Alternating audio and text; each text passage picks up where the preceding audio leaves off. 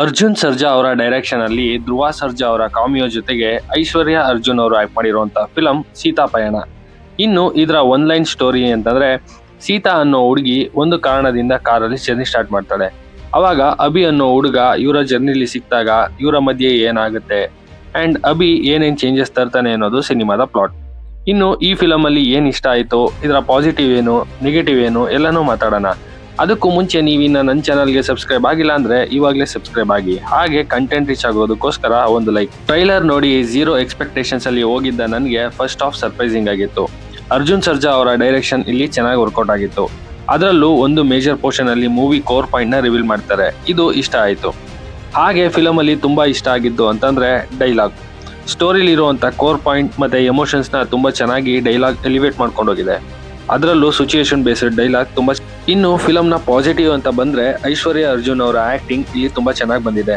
ಇವರ last ಮೂವಿಗೆ compare ಮಾಡಿದ್ರೆ ಇವರ ಆಕ್ಟಿಂಗ್ ತುಂಬಾ ಇಂಪ್ರೂವ್ ಆಗಿದ್ದು ಅಷ್ಟೇ ಅಲ್ಲ, ಇವರ ಸ್ಕ್ರೀನ್ ಪ್ರೆಸೆನ್ಸ್ ಕೂಡ ಕೆಲವೊಂದ್ ಕಡೆ ಚೆನ್ನಾಗಿ ಇಂಪ್ಯಾಕ್ಟ್ ಮಾಡುತ್ತೆ. ಮತ್ತೆ ಉಪೇಂದ್ರ ಅವರ ರಿಲೇಷನ್ ಆಗಿರುವಂತ ನಿರಂಜನ್ ಅವರ ಡೆಬ್ಯೂ ಫಿಲಂ ಇದಾಗಿದ್ರೂ ಕೂಡ ಒಂದೊಳ್ಳೆ ಪರ್ಫಾರ್ಮೆನ್ಸ್ ನ ನೀಡಿದ್ದಾರೆ. ಇನ್ನು ಸೆಕೆಂಡ್ ಹಾಫ್ ಅಲ್ಲಿ ಬರುವಂತ ಧ್ರುವ ಸರ್ಜಾ ಅಂಡ್ ಅರ್ಜುನ್ ಸರ್ಜಾ ಅವರ ಎಕ್ಸ್ಟೆಂಡೆಡ್ ಕಾಮಿಯೋ ಮತ್ತೆ ಫೈಟ್ ಸೀಕ್ವೆನ್ಸ್ ಫಿಲಂಗೆ ತುಂಬಾ ಇಂಪ್ಯಾಕ್ಟ್ ಕೊಡುತ್ತೆ. ಅದರಲ್ಲೂ ಒಂದು ಫೈಟ್ ಸೀಕ್ವೆನ್ಸ್ ಇದು ತುಂಬಾ ಇಷ್ಟ ಆಗುತ್ತೆ. ಹಾಗೆ ಫಿಲಂಗೆ ಅನೂಪ್ ರೋಬೆನ್ ಅವರ ಬ್ಯಾಕ್ ಗ್ರೌಂಡ್ ಮ್ಯೂಸಿಕ್ ಇದ್ದು ಫಿಲಂಗೆ ಪ್ಲಸ್ ಪಾಯಿಂಟ್ ಆಗಿದೆ.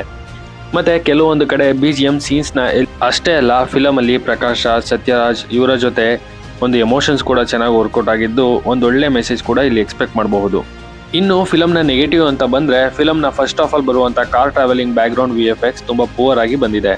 ಇದು ಫಿಲಂನ ನ್ಯಾಚುರಲ್ ಸ್ಕ್ರೀನ್ ನ ಫೋಕಸ್ ಮಾಡೋದಕ್ಕೆ ಎಫೆಕ್ಟ್ ಮಾಡುತ್ತೆ. ಮತ್ತೆ ಫಿಲಂನ ಕೋರ್ ಪಾಯಿಂಟ್ ರಿವೀಲ್ ಆದ್ಮೇಲೆ ಸೆಕೆಂಡ್ ಹಾಫ್ ಸ್ಟೋರಿ ತುಂಬಾ ಪ್ರಿಡಿಕ್ಟಬಲ್ ಆಗಿದೆ.